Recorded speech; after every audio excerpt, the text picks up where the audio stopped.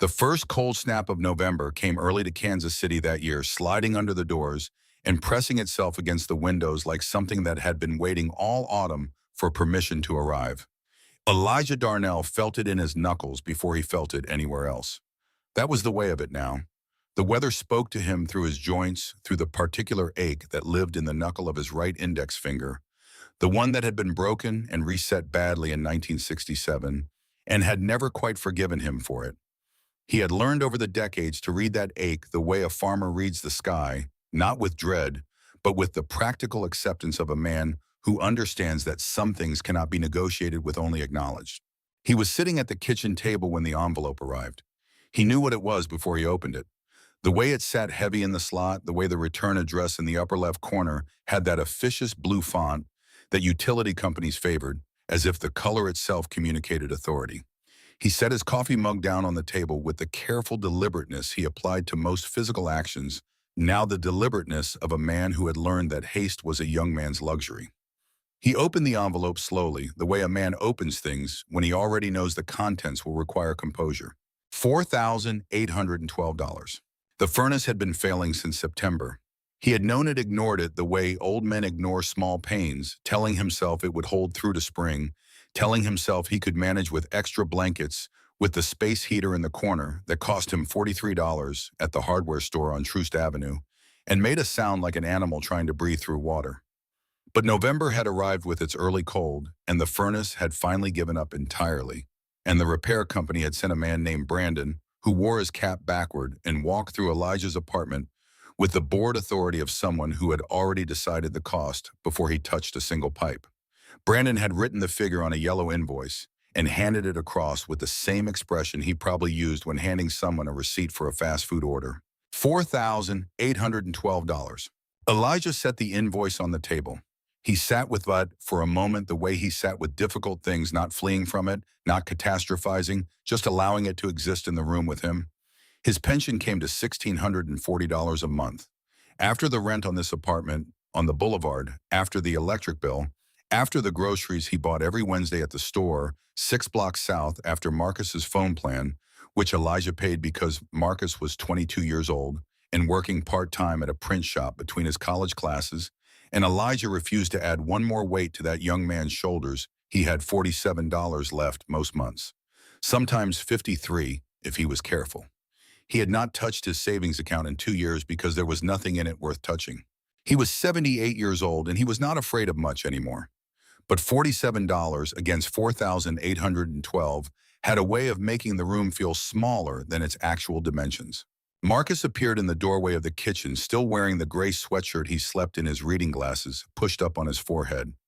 He was studying computer science at the community college, first in the family, to go beyond high school, and he carried that fact with a quiet seriousness that Elijah recognized from his own youth, the particular way a person moves when they understand that they are carrying something on behalf of people who came before them and people who will come after.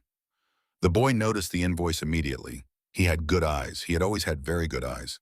"You want some more coffee, Grandpa?" Elijah picked up his mug. The coffee was still warm enough. "I am fine, Marcus." The boy came into the kitchen anyway, which was what he did when he suspected that fine was not quite the complete truth.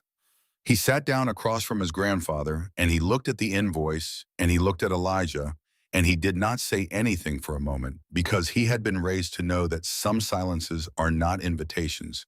They are requests for the particular respect of being left to hold something without immediately being asked to feel better about it. "We can figure something out," he said finally. Elijah looked at his grandson. The boy's face had his mother's jawline and his great-grandfather Isaiah's eyes, that particular depth to them that made you feel when he looked directly at you that he was seeing something several layers beneath the surface of whatever was in front of him. Elijah had seen photographs of Isaiah at 22, and the resemblance was sometimes so striking that it required a moment of adjustment, a brief recalibration between the living face in front of him and the photographed face from another century. "I know we can," Elijah said, and he meant it. He was not a man who arrived at despair easily. Despair required a kind of self-indulgence that Isaiah Darnell had never modeled for him and that he had therefore never learned. But he sat with the invoice after Marcus left for class. He sat with it through his second cup of coffee, and into the quiet of mid-morning. And somewhere in that quiet, he found himself standing at the door of the back bedroom, the one he used for storage, now the one that held the things he had not found a reason to move in 30 years. The door was stuck from humidity, and he had to put his shoulder against it, and when it gave all at once, and he stumbled slightly into the dim of the room and smelled it immediately. Old wood and motor oil and a particular dusty sweetness that he associated with no other thing on earth except the house he grew up in on Prospect Avenue, the house his father had owned and maintained with the same meticulous attention he gave to everything that belonged to him. The house that was gone, now sold after his mother passed, turned into something else by people who had not known what it held. He had not intended to open the tall oak wardrobe in the corner. He had not thought about it in years, perhaps deliberately, in the way that a man does not think about certain rooms in his own memory, because the act of thinking about them costs something he is not always prepared to spend. But the smell in the room was the smell of his father, and his hands found the handles before his mind gave permission, and the doors swung open slowly, and there it was. He stood very still. The rifle was wrapped in a length of linen, the fabric gone yellowish with age, but still intact, still holding its shape, still protecting the thing inside with the careful intention of the hands that had wrapped it. Elijah knew those hands. He had watched those hands shell peas in summer and tie his shoes when he was small and fold a flag with the precision of a man who believed that ceremony was not ritual, but memory made physical, that the care given to an object was a form of communication across time. His father, Isaiah Darnell, had been dead for 37 years. Elijah reached into the wardrobe with both hands, the way his mother had taught him to handle anything worth handling, and he lifted the wrapped rifle free. It was heavier than he expected, or perhaps he had simply forgotten what the proper weight of such a thing felt like. He carried it to the kitchen table. He set it down. He stood looking at it for a long time without touching it. Beneath where the rifle had rested at the very bottom of the wardrobe, pushed against the back corner, where the wood had darkened from age, was a small card. He almost missed it. He crouched down slowly, his knees communicating their displeasure, and he picked it up, and it was in his father's handwriting, the careful, precise printing of a man who had taught himself to read from a Bible in rural Oklahoma, and who had thereafter treated the written word as something that deserved to be formed correctly, that deserved the respect of legibility. When you truly need it, son, you will know when. Elijah read the card twice. Then he sat down at the kitchen table, which he needed to do, and he looked at the note in his father's handwriting and the envelope from the furnace company, and the two things existed together in the morning light of his kitchen in a way that felt less like coincidence and more like the completion of something that had been in motion for a very long time. He had been a boy of 9 when his father came home from the war. He had not understood what the war was, not truly, not in the way that men who fought in it understood it. He had understood only that his father was gone for 3 years, and that his mother had kept a candle burning in the front window every night without exception, and that when Isaiah Darnell finally walked up the front steps of the house on Prospect Avenue, he looked the same in his face but different in his body, different in the way he moved through rooms careful and quiet, taking up as little space as possible, as if he was still navigating somewhere that punished visibility. Isaiah had never spoken about the war, not once, not in any form. Elijah had asked at 10, at 12, at 15, with the pressing curiosity of a boy who wanted to know his father as a man and not just as a father, and each time Isaiah had looked at him with an expression that was not refusal exactly, but more like a door that was not for opening, not now, maybe not ever. There had been no anger in it. There had been no distance. There was only the quiet certainty of a man who had decided that some things were his to carry, and that the carrying of them was itself a form of protection, a way of keeping the people he loved from the weight of what he knew. Elijah had eventually stopped asking. You learn to read the doors in your father's house, and you learn which ones to leave closed out of respect rather than indifference. Now he sat looking at the thing his father had left him wrapped in linen at the bottom of a wardrobe, with a note that had waited 37 years for this particular Tuesday morning in November. He unwrapped the rifle slowly. The wood was walnut dark and close-grained, worn smooth at the pistol grip and the stock where decades of hands had rested against it. The metal was clean, not polished, not recently maintained, but clean in the way that old things sometimes preserve themselves when stored correctly, when wrapped with the care of someone who understood that what they were protecting deserved protection. He turned it in his hands, and the weight of it was precise and balanced in the way that all well-made things are balanced, the way they settle into the hands, like they were always meant to be there, like they were made for exactly this configuration of a man's grip. His eyesight was not what it had been, but it was still adequate for detail when the detail mattered, when the looking was purposeful rather than casual. He brought the receiver close and he saw it, the faint filled-in holes on the receiver, perfectly spaced, the particular spacing that corresponded to the mounting blocks of a unertal telescopic sight. He felt his breathing change in a way that was not quite a catch and not quite a held breath, but something between the two. He looked at the muzzle. The star gauge mark was there, faint but unmistakable. The symbol that indicated a barrel selected by hand for exceptional accuracy, selected by an armorer who knew what he was selecting, selected because the man who would carry this rifle would need to be certain of every single shot he took in situations that did not allow for uncertainty. He looked at the stock more carefully.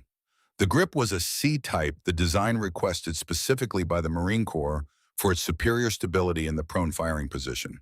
He had learned this not from a book, but from the men he had served with in his own time of service, men who had handled these weapons and spoken about them with the reverence of craftsmen who understood the relationship between precision engineering and the preservation of human life. This was a USMC M1903A1, a sniper's rifle, one of perhaps 200 that had survived the Pacific campaign intact, and his father had brought it home from an island whose name Elijah did not yet know, brought it home and wrapped it in linen and placed it in a wardrobe and left it there with a note. Elijah sat with that knowledge for a long time. He sat with the rifle on the kitchen table in front of him, and the furnace invoice beside it, and his father's note in his hand, and the November light coming through the window, and he thought about the kind of man who carries something across an ocean and across 40 years of American life without speaking of it, and what that carrying had cost Isaiah Darnell, and what it had been intended to give. He wrapped the rifle again with the same care his father had used. He put on his good coat, the gray wool one he wore to church and to funerals, the one that had been resold twice and that he intended to be wearing when they put him in the ground because it was the most dignified garment he owned. He found a cloth bag that had once held a bottle of olive oil, the kind with handles, and he placed the wrapped rifle inside it carefully, and he held the bag against his chest with both hands as he walked down to the bus stop. He had ridden this particular line for 19 years. He knew the stops the way you know the rooms of a house you have lived in long enough that you no longer need to think about where anything is, that knowledge that lives in the body rather than the mind. He got off at the stop across from the strip mall that held the cash and carry pawn between a nail salon and a check cashing place, the sign in the window reading "We Buy Sell Trade" in red letters that had faded in the sun to the color of old rust, the kind of fading that happens over years of the sun having its way with things that nobody bothers to repaint. The bell above the door rang when he entered. The shop smelled of old metal and carpet cleaner, and something underneath both of those things that he could not name, but that he associated with accumulation, with the particular residue left by the successive passage of things and people through a space that exists specifically to absorb other people's necessities. The walls were hung with guitars and power tools and framed prints, and the glass cases held jewelry and watches and the miscellany that arrives in pawn shops through the compressed urgency of other people's emergencies, things that were once precious and are now inventory. The young man behind the counter was named Tyler. His name was on a badge pinned to his shirt, which he wore untucked over a pair of jeans that had a tear in the left knee that Elijah assessed as decorative rather than accidental. He had small white wireless devices in both ears, which he did not remove when Elijah approached the counter. He was perhaps 24 years old. He had a vape pen in his left hand, which he set down on the counter when he registered a potential customer, but did not put away. "Good afternoon," Elijah said. "Hey," Tyler said, "what you got?" Elijah placed the cloth bag on the counter and unwrapped the linen with the same care he had used when he lifted the rifle from the wardrobe. He did it slowly and without apology, each fold deliberate, each movement communicating that the object being revealed was not in a hurry and neither was the man revealing it. He set the rifle down on the glass. He stepped back slightly. Tyler picked it up with one hand. He grabbed the barrel the way you might grab an extension cord to move it out of the way, just a casual closing of fingers around the nearest available point of contact. No thought given to the weight distribution, No thought given to the nature of what he was handling, no awareness that the thing in his hand was anything other than an old object of uncertain value awaiting his assessment. He held it up to the fluorescent lights above him and tilted it slightly, looking at the underside of the receiver with the expression of a man who has decided his conclusions before he has gathered his evidence. Old bolt action, he said. Springfield. Elijah said yes. Tyler set it back down on the glass counter with a sound that made Elijah's jaw tighten imperceptibly, a sound that was not careless enough to be intentional, but not careful enough to be respectful. We get these pretty regular, Tyler said. It is a common platform. You got original matching numbers. Elijah said he did not know. Tyler worked the bolt back and forth, not gently, just functionally checking the operation the way a mechanic checks a door handle to determine whether it works, rather than to understand how it was made. He looked down the barrel. He turned the stock over in his hands and looked at the wood with the appraising disinterest of someone who has been told that wood grain matters in establishing value without having developed the understanding of why. It is pretty worn, Tyler said. Bore looks okay, I guess. Stock has some dings on it. He set it back down on the glass counter. $65, he said. That is as high as I can go on something like this. Elijah did not say anything for a moment. He stood looking at the rifle lying on the glass of the cash and carry pawn on MLK Boulevard on a Tuesday in November, lying the way something lies when it has been set down without ceremony, and he thought about his father wrapping it in linen, thought about the note at the bottom of the wardrobe, thought about the star gauge mark on the muzzle and the C-type stock, and the filled-in holes on the receiver that corresponded to the mounting blocks of a inertial 8-power telescopic sight. He thought about what it meant that his father had carried this rifle across the Pacific and across 40 years of his American life, and had placed it at the bottom of a wardrobe with a note that said, "When you truly need it, son, you will know when." He looked at Tyler. He asked quietly if Tyler would like to know what this rifle actually was. Tyler's expression did not change. He reached for his vape pen and put it to his lips. "Man," he said, exhaling. "I know my inventory. I've been doing this 3 years. I know guns. This is an old bolt-action Springfield. The bore is probably worn. Stock has been refinished at some point. It is a wall hanger. 65 is generous on a beater like this, honestly." Elijah stood very still. He had been in rooms where his presence was assessed at a fraction of its value before. He had been doing it since he was a boy on Prospect Avenue, and he had learned over a long life that some rooms did not deserve the expenditure of his argument, that the correction of certain people's misunderstanding was not his responsibility, and that dignity sometimes expressed itself through the choice to say nothing rather than the choice to speak.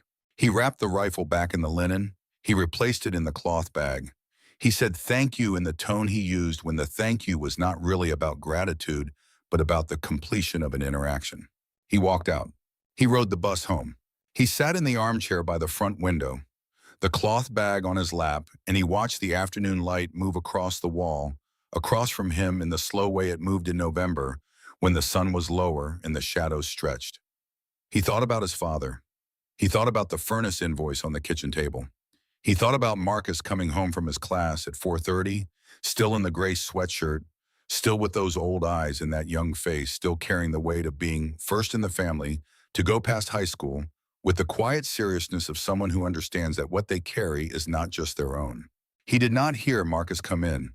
He only became aware of him when the boy crouched down in front of the armchair and looked up at him and said, "Grandpa, you okay?" in the gentle voice he used when he was measuring something carefully before deciding how to proceed. Elijah realized then that his face was wet. He had not noticed it happening. He raised one hand and touched his cheek and was surprised by his own face, and he understood that he had been sitting in the chair long enough for the November light to have moved substantially across the wall, that the afternoon had passed while he was somewhere else inside himself. "I am all right," he said. "I am perfectly all right." Marcus sat down cross-legged on the floor in front of the armchair, the way he had done as a child when Elijah would read to him from the Bible on Sunday evenings, sitting on the floor rather than a chair, because that was simply where he had always sat for those particular conversations. And he waited with the patience of someone who has learned that patience is the greatest gift you can offer to a person who is finding their way back to the surface. Elijah told him about the rifle. He told him about the wrapped linen and the note at the bottom of the wardrobe, the card in his father's careful printing. He told him about the star gauge mark on the muzzle and the C-type stock and the filled-in holes on the receiver. He told him about Tyler at the cash and carry pawn, who had picked it up with one hand like an extension cord and offered $65 and exhaled vape smoke while delivering his assessment. He did not tell it with anger. He had moved past the anger, or perhaps he had never quite arrived at it. He told it the way you tell something true, straight, and without ornament, because the truth did not need ornament to be heavy. Marcus listened without interrupting. He sat with his elbows on his knees and his hands folded loosely, and he listened to all of it, and when Elijah was finished, he was quiet for a moment, the quality of quiet that is not the absence of thought, but the presence of it. Then he said, "So it is worth more than $65. Elijah said, "I do not know what it is worth in dollars, but what was done to it in that store was not about dollars." Marcus nodded slowly. He was thinking. Elijah could see him thinking, could see the particular quality of focus that came into his face when he was solving a problem, that intensity that reminded him of Isaiah's hands working over the small, mechanical things in his workshop on Prospect Avenue, the steady, methodical precision of a man who believed that care was the most reliable tool in any situation.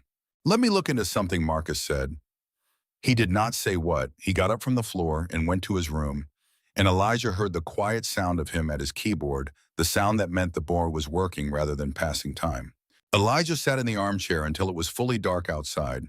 He sat without turning on the lights, which he sometimes did when he needed to think clearly, when the absence of visual information allowed him to hear his own thoughts without competition.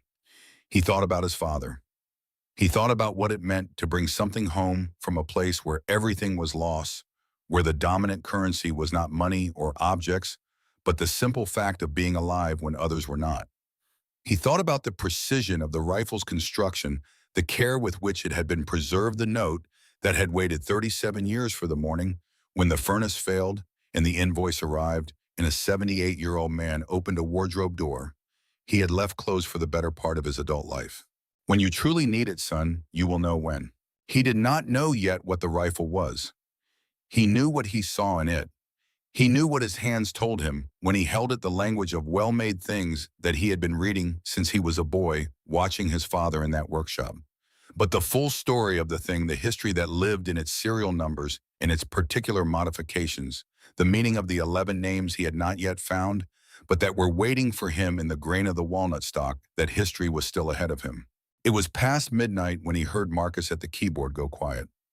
The boy came to the doorway of the living room, still in the gray sweatshirt, his eyes carrying that particular brightness that belongs to a person who has found what they were looking for after a long search. "I think I found someone," he said. "His name is Dr. Reginald Okafor. He teaches at Howard University in Washington. He wrote a book about black service members and military equipment in World War II. I sent him an email with photos of the rifle.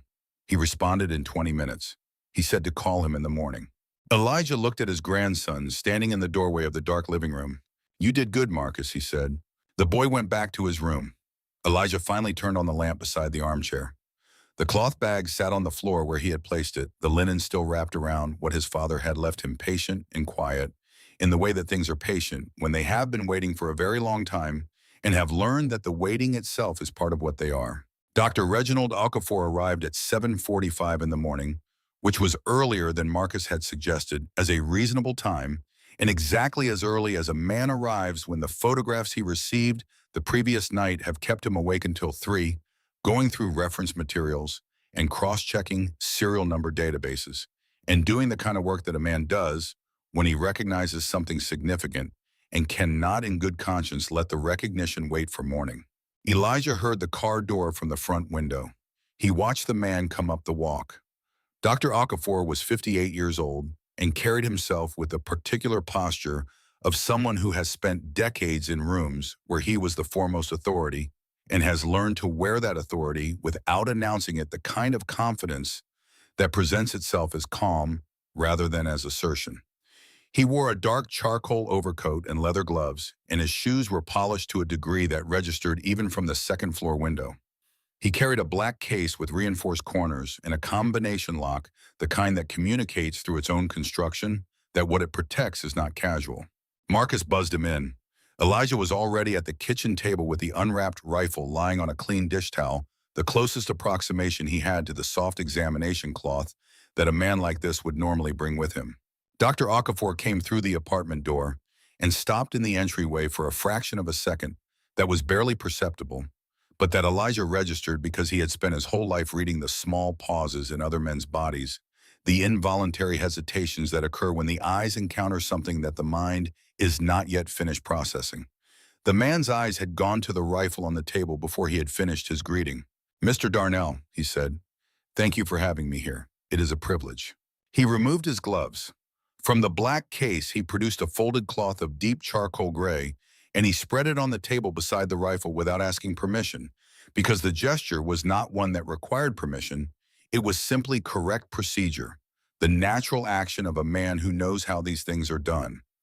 He produced a pair of cotton gloves, white, and put them on with the practiced efficiency of long habit. He produced a loop 10-power jeweler's grade and a small LED pen light with an adjustable head that could be angled to illuminate surfaces at a grazing angle. He did not immediately lift the rifle.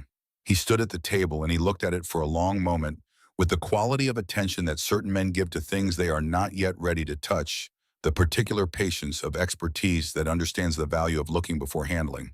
Then he lifted it with both hands. Elijah watched him. He watched the way the doctor's hands moved across the receiver with deliberate, unhurried purpose, his fingers finding the same points of interest that Elijah's own fingers had found the morning before. He watched him trace the filled-in holes on the receiver. He watched him examine the stock, the pistol grip, the particular geometry of the C-type design. He watched him bring the loop to the muzzle and hold it there for a long time without speaking, his breath steady, his posture very still. Marcus stood in the kitchen doorway.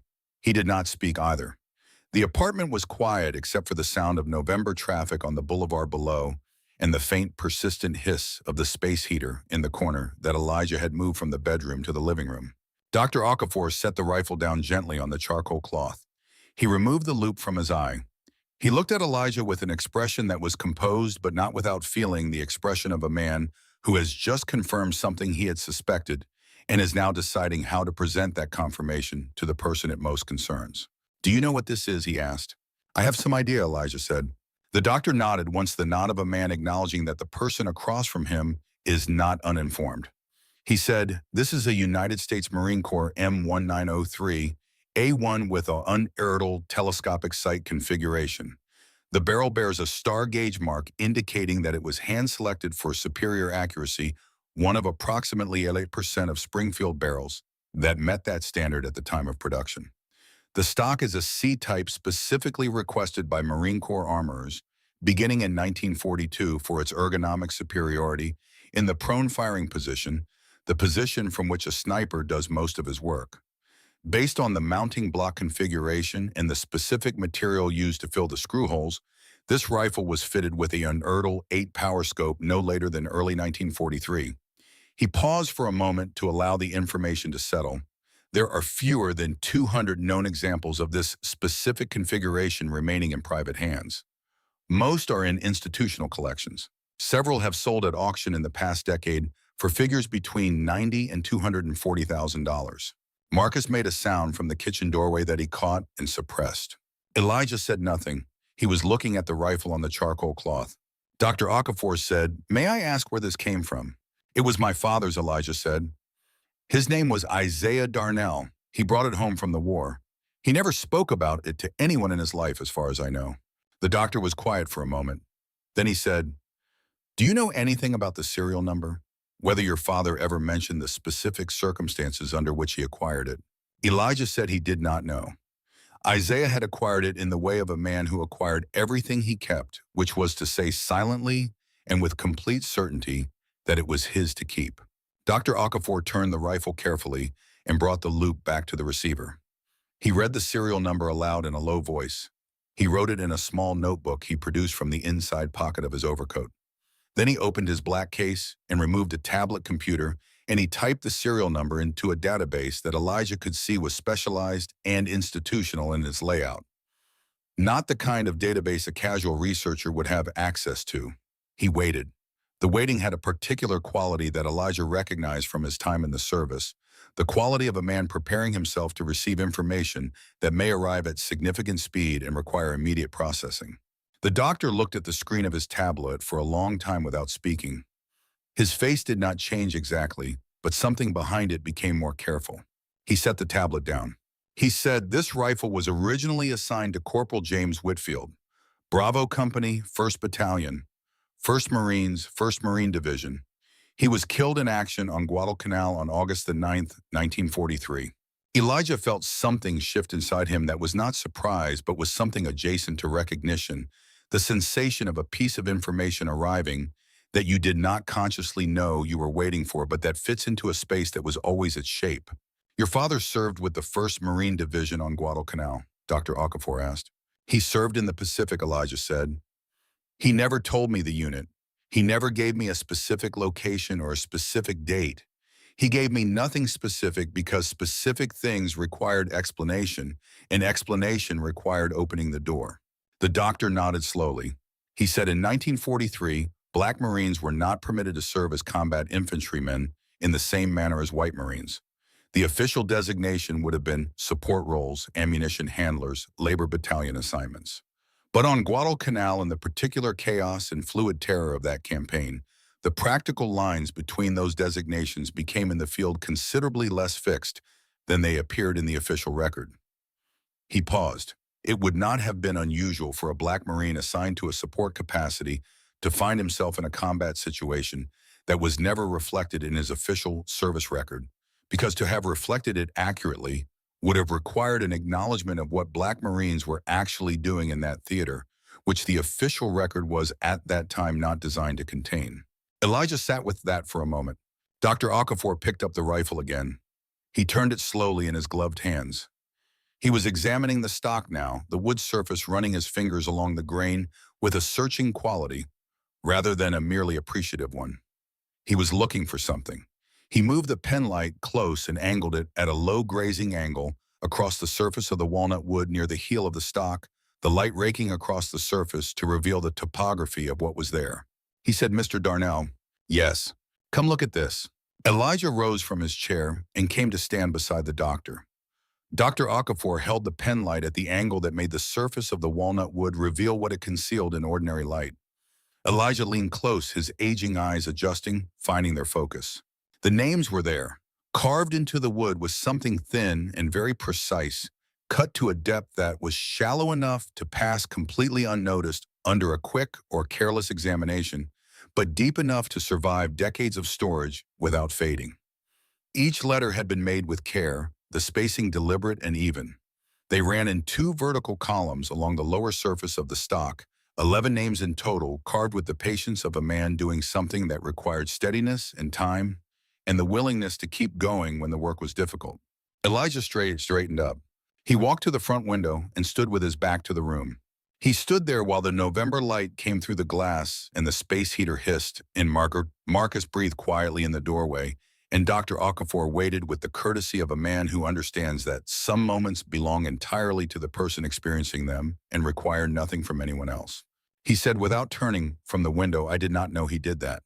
He said he never told me a single thing about any of this. He said not one word in all those years. He turned around. His face was composed in the way his father's face had always been composed, not as a disguise, but as a form of dignity, the particular dignity of a man who has decided that his interior life is his own and that its expression is his to control. He walked back to the table and he looked at the names carved into the wood of the rifle that his father had carried across the Pacific and brought home and wrapped in linen and left in a wardrobe for 37 years after his death. Dr. Okafor said quietly, "Can you read them?" Elijah put on his reading glasses. He leaned close to the rifle on the charcoal cloth. He found the angle where the light revealed the letters most clearly. He read them aloud, all 11. He read slowly because some of the letters had compressed with age and the light needed to be held at precisely the right angle for each one. He read each name with the deliberateness of a man who understands that these are the first time these names have been spoken aloud in this room. Perhaps in a very long time, perhaps since the hands that carved them were still alive to speak them. When he had finished, Dr. Okafor wrote all 11 names in his notebook. He held his pen over the page after the last one and was still for a moment.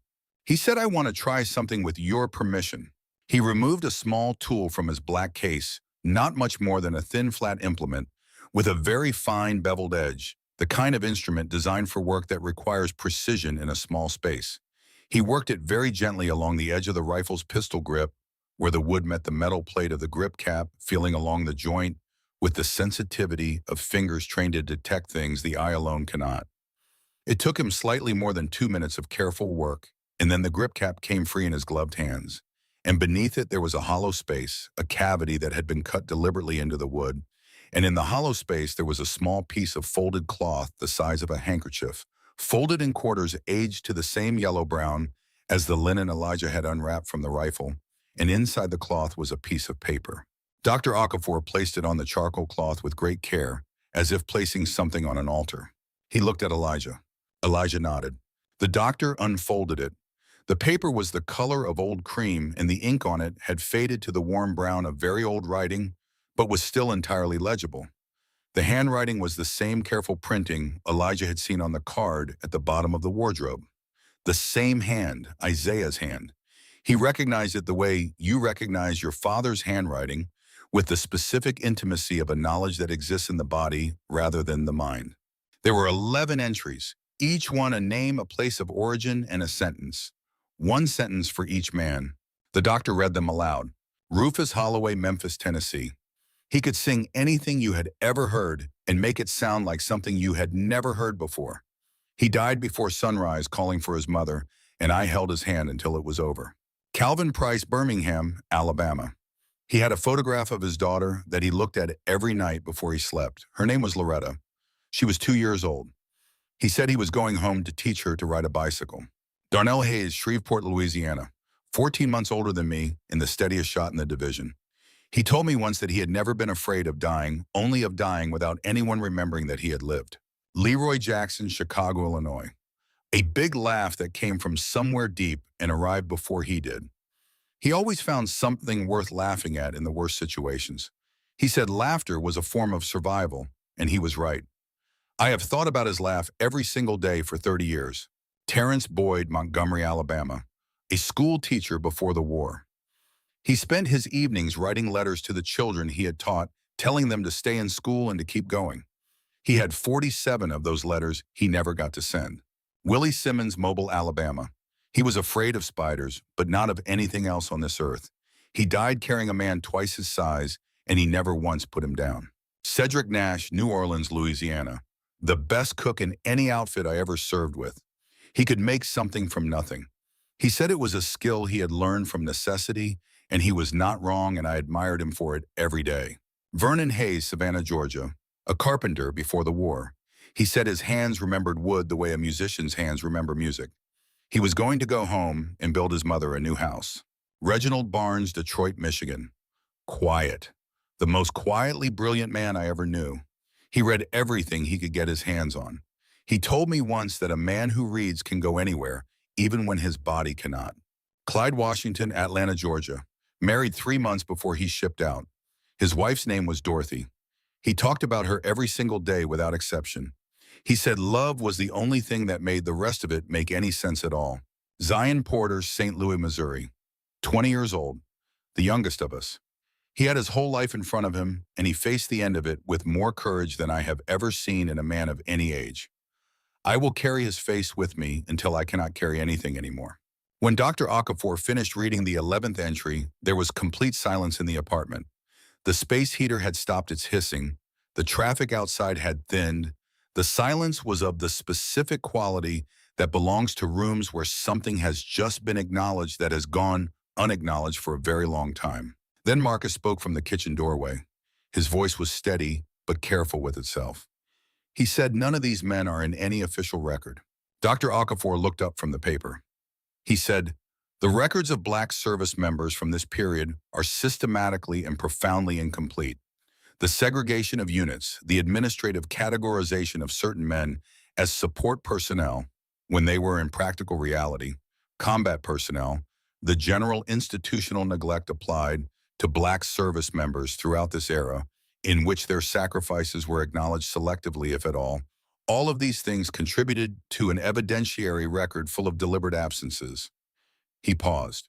What your great-grandfather created with this document is extraordinary in its historical significance. These are testimonies. first-person contemporaneous specific. They are in all probability the only record that will ever exist confirming that these 11 men served and died as soldiers in the United States Marine Corps in the Pacific Theater in 1943. Without this document, they would remain names on no list. He looked at Elijah. He said, "Your father carried 11 men home with him." Elijah put one hand flat on the kitchen table. He needed the solidity of the surface beneath his palm. He said, "He never told me." He said he spent 40 years in this country only after that war, and he never told a single person. He worked at the post office, and he went to church, and he came home, and he ate his supper, and he watched the evening news, and he never once said a word. He said he just wrapped it up and waited. Dr. Okafor said, "I believe he was waiting for someone who would know what to do with it. I believe he knew exactly what he had preserved, and he understood that the right time for it was not his time, but someone else's."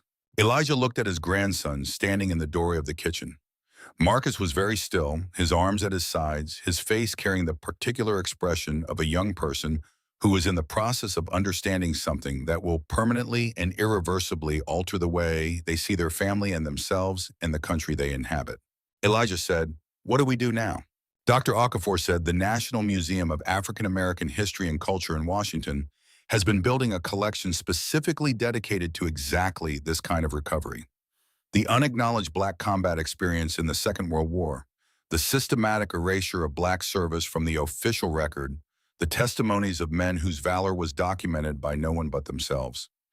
He closed his notebook carefully, but before we contact them, there is something else I need to tell you. He looked at his tablet.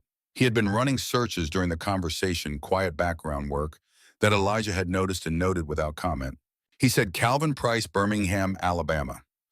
Entry 2 in your father's document. He had a daughter named Loretta. She was 2 years old in 1943. He turned the tablet so Elijah could see the screen. He said, "I believe she is still alive. She would be 82 years old now. She lives in Memphis." Elijah looked at the screen. He looked at the name. He looked at the age. He sat with that for a moment that stretched. Then he said, "She never knew what happened to her father." Dr. Okafor said, "According to the records I can access, the family received a standard notification of death. No specifics, no location, no account of circumstances. One letter and a flag, and the end of the official record." He paused. "She grew up without knowing that a man named Isaiah Darnell held her father's hand when he died, and then spent the rest of his life making sure that her father's name was somewhere in the world where it could be found." The room was quiet again. Elijah looked at the paper on the charcoal cloth. He looked at the 11 entries in his father's careful handwriting. He thought about a woman in Memphis who was 82 years old and who had grown up in the absence of a father. She had never been given any information about, who had been told only that he was gone, and that the country that had taken him was not prepared to explain the taking in any detail that might cost it something. He said, "I will make that call myself." Her name was Loretta Price Washington, and she was 82 years old, and she lived in a house in Memphis, Tennessee, with a garden in the front yard that her late husband had planted 20 years ago, and that she had maintained every year since his passing, because she found that caring for the things he had started was a way of honoring the fact that he had started them. That continuation was itself a form of love. She answered the phone on the third ring. Elijah told her his name. He told her that he was the son of Isaiah Darnell, who had served in the United States Marine Corps in the Pacific in 1943, and that he had something that belonged to her father, something that had been preserved for 80 years waiting to find her. The silence on the other end of the line lasted long enough that he held the phone away and looked at it to confirm the call had not dropped. Then she said, "My father's name was Calvin Price." "Yes," Elijah said. "She said he died before I was old enough to remember him. My mother told me he was somewhere in the Pacific, but she never knew where. The government sent a letter, and that was all we ever had. One letter, his name on a list somewhere, and that was the end of it."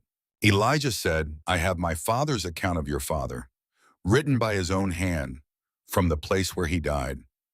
He wrote about the photograph your father carried. He wrote about what your father said he was going home to do." The sound she made was something Elijah had no name for. It was not quite crying and not quite anything else that the available vocabulary could locate precisely. It was the sound a person makes when something they have been waiting for without quite knowing they were waiting for it arrives without warning in the late morning of an ordinary day. He said, "He talked about you every day. He had a photograph of you that he looked at every night before he went to sleep. She said very quietly and carefully, I know the photograph. My mother had a copy. I have it still, in a frame on the dresser in my bedroom. I have looked at it every day of my life. Elijah closed his eyes. He said, my father wrote that Calvin Price was going to come home and teach you to ride a bicycle. She was quiet for a long time. The silence had weight and warmth to it, the weight of a grief that had been carried for 80 years, finally finding the specific shape of what had been lost. Then she said, Mr. Darnell, how long have you known about this? Since yesterday, he said.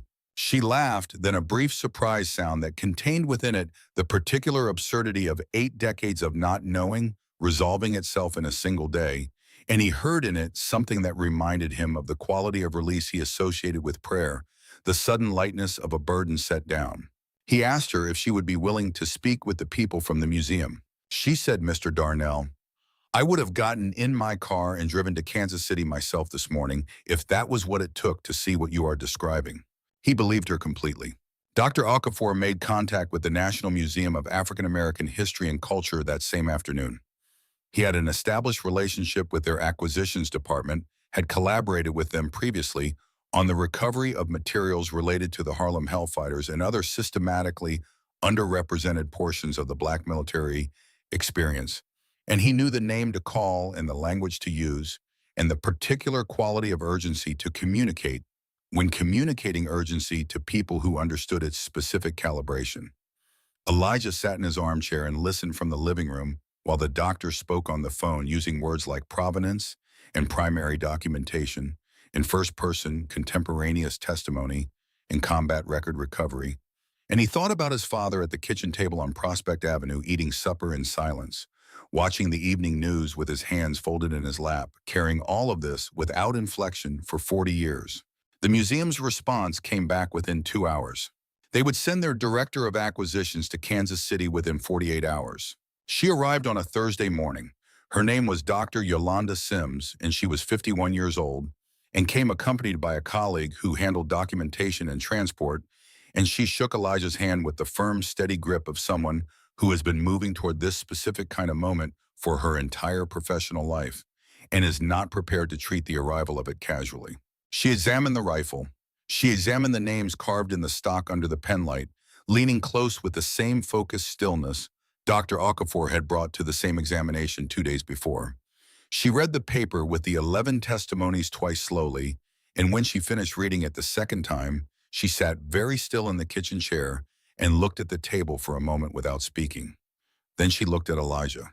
She said, your father was a historian. He understood precisely what these men deserved, and he had the foresight and the discipline to make sure it would survive long enough to be given to them.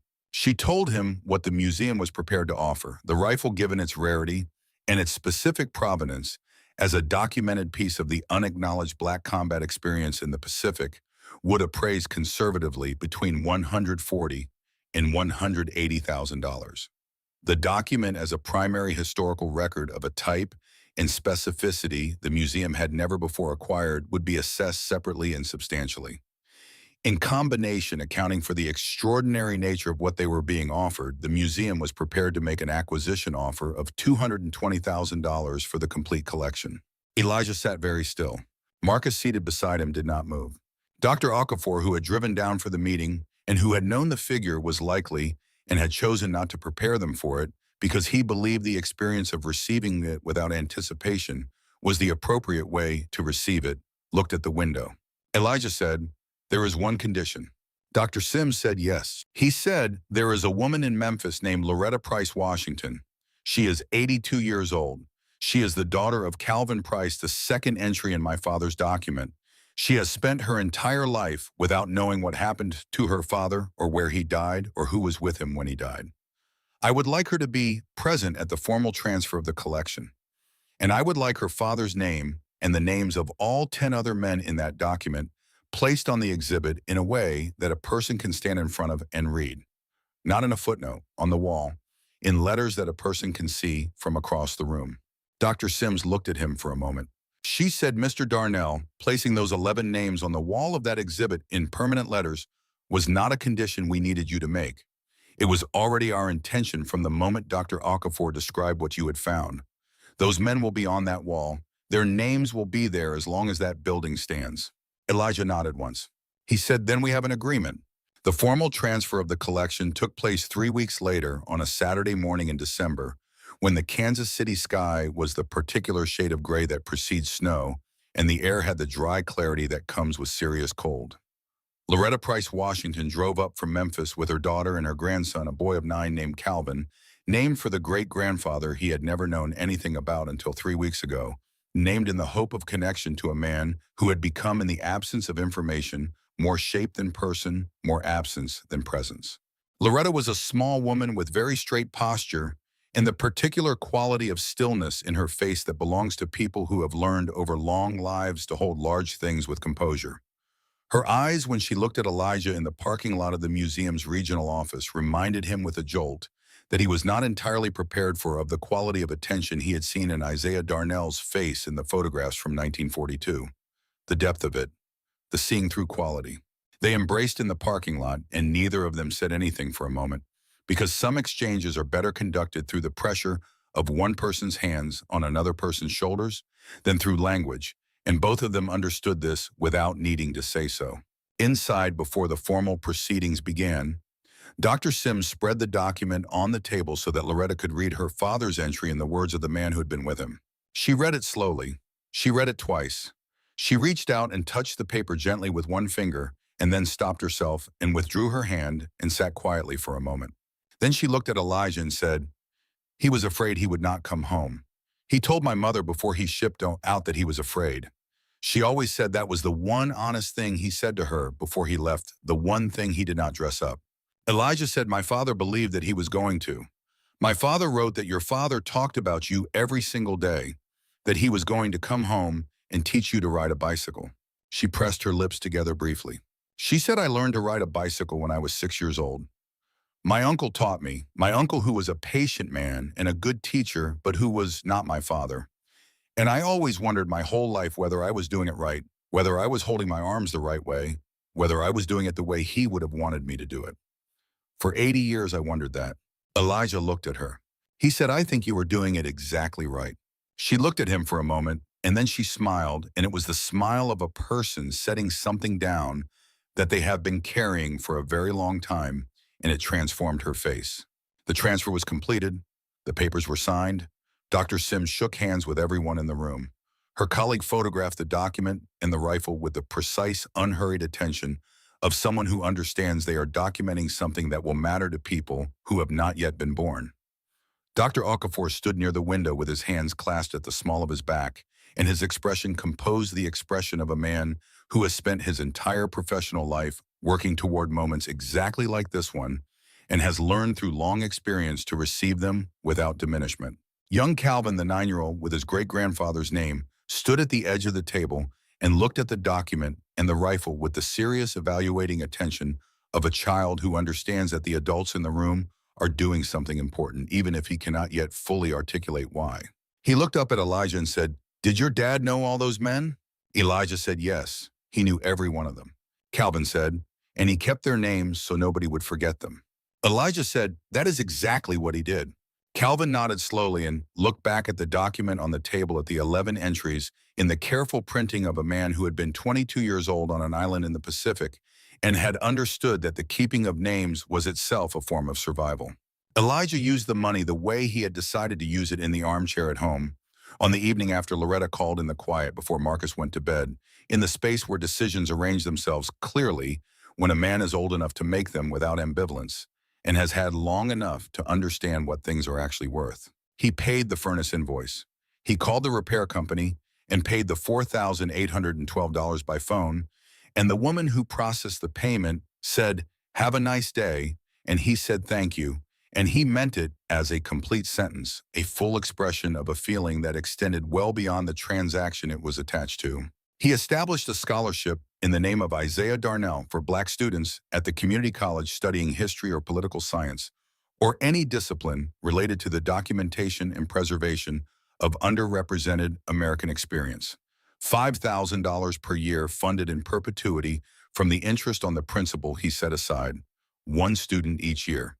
with a requirement that the scholarship recipient write a paper in their final semester on an aspect of Black American history that had been incompletely or inaccurately recorded in the official account. He worked out the structure with Wendell, his attorney, over 3 evenings, and on the fourth evening, they had it right.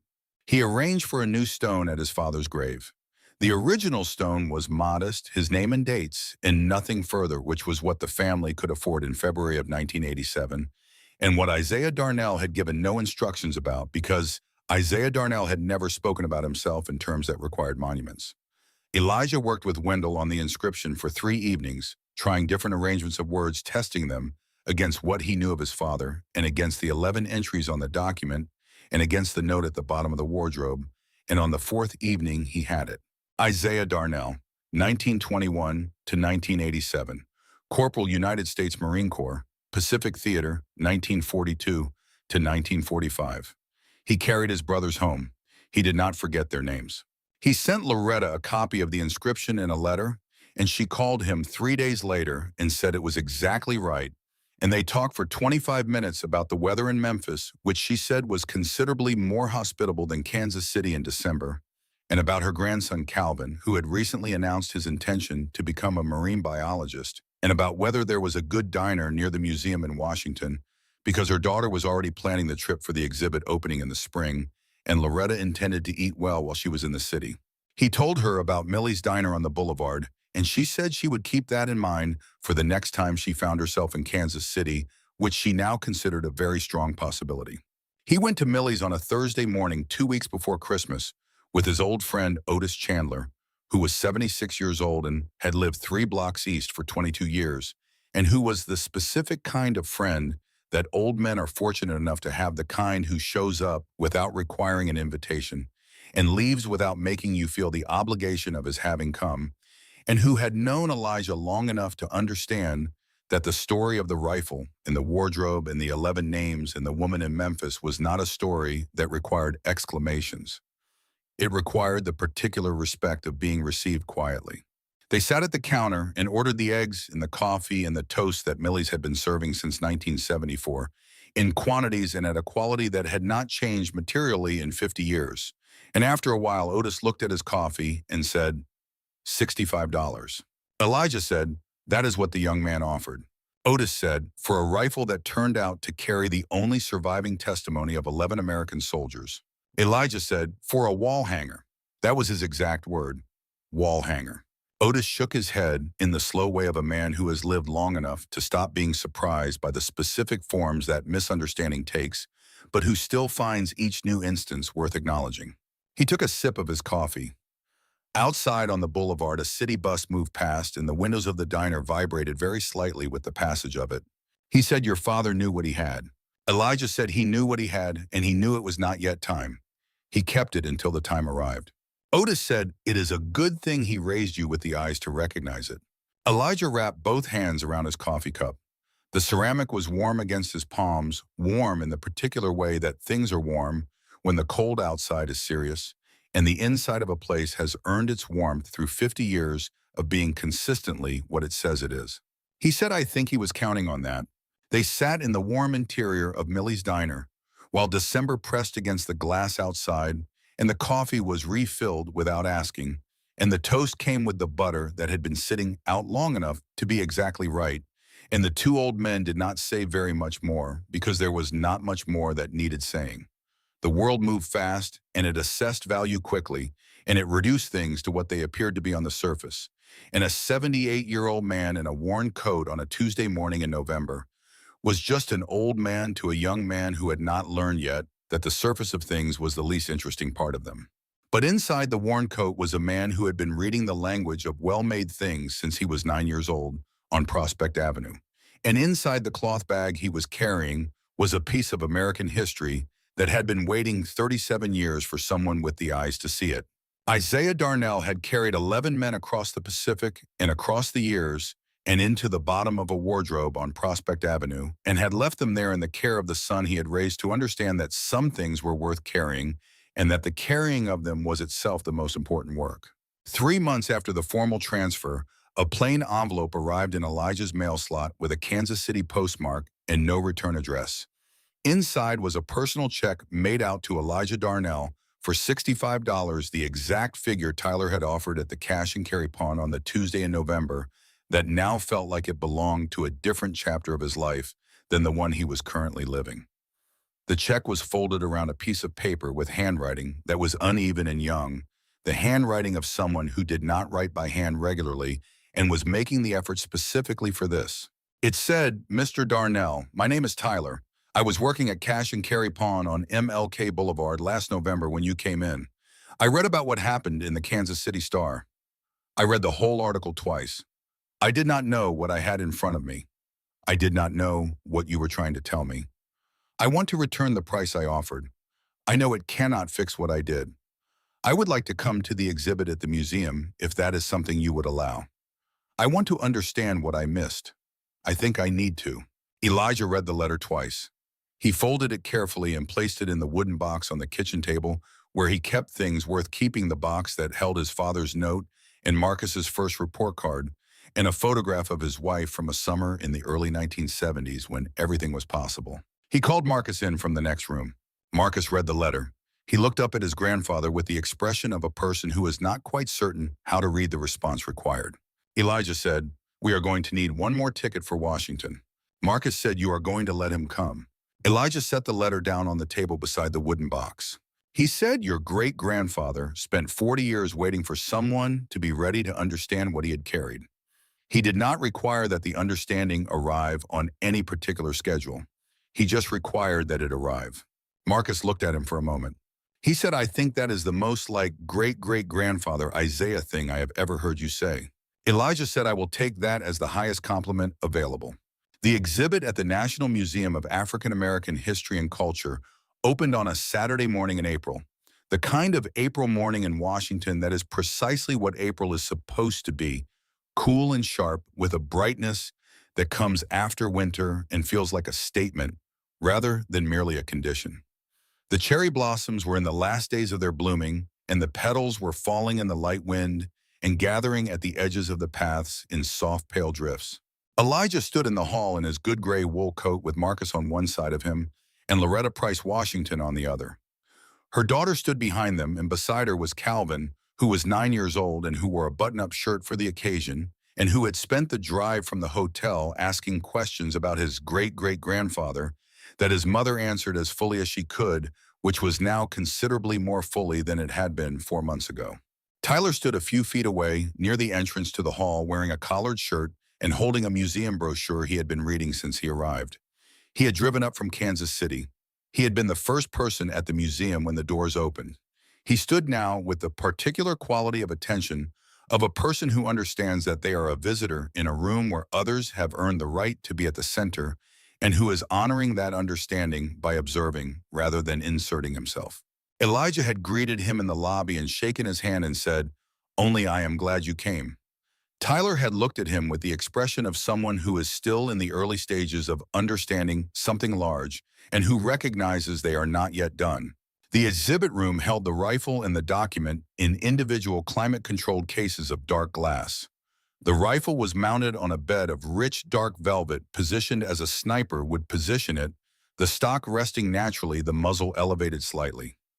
Beside it, in a separate case, the document was displayed at full length, opened so that all 11 entries were visible. Isaiah Darnell's careful printing as legible as the day it was written. Beside the document was a reproduction of his photograph in his Marine Corps uniform from 1942. A young man of 21 in pressed clothes standing straight in a photographer's studio in Kansas City, his eyes carrying that quality of depth and seriousness that Elijah recognized and that Marcus had inherited. On the wall beside the cases, in raised letters of brushed bronze mounted at eye level, were 11 names. Each name was followed by a place of origin in a single sentence, the sentence Isaiah Darnell had written about each man in the hollow space beneath the grip cap of the rifle he had carried home. The sentences were complete. They were permanent. They were on a wall in the National Museum of Black American History in letters that a person could read from across the room, and that would be there as long as the building stood. Young Calvin stood in front of the wall and read the names. He read slowly, moving from left to right, reading each entry completely before moving to the next. He read the entry for his great-great-grandfather, and then he read it again. He turned to Elijah. He said he liked to carry a photograph. Elijah said he looked at it every night before he went to sleep. Calvin looked at the wall again. He said he was going to teach my great-grandmother to ride a bicycle. Elijah said that is what he intended. Calvin thought about this for a moment with the evaluating seriousness of a 9-year-old who has been given information that he understands is important and is working out what to do with it. He said, my mom taught me to ride a bicycle. She was really patient about it. Elijah said, that sounds about right. Loretta, who had been standing quietly beside Elijah through this exchange, reached out and took his hand. She did not say anything. He did not say anything either. They stood together looking at the 11 names on the wall of the National Museum, the names that had been inside a rifle in a wardrobe on Prospect Avenue for 37 years after Isaiah Darnell died, and that were now in letters of brushed bronze in a room built specifically for the purpose of ensuring that what the country had overlooked would not remain overlooked. Marcus stood a step behind his grandfather. He was looking at the photograph of Isaiah Darnell in the case beside the document, the young man with the serious eyes in the pressed uniform. He was looking at the face that he recognized from photographs his grandfather had shown him over the years, and that he now saw differently. Now that he understood something of what that face had seen and what it had chosen to carry, and what it had understood about the relationship between remembering and honoring. Elijah put one hand on the glass of the rifle case. He placed it lightly, the way his father had touched the walnut stock the morning he unwrapped it on Prospect Avenue, when Elijah was 9 years old and had not understood yet what he was watching. He placed it the way the hand reaches toward what it recognizes before the mind has finished its accounting. He stood for a moment. He thought about his father sitting at the table on Prospect Avenue. He thought about 40 years of silence.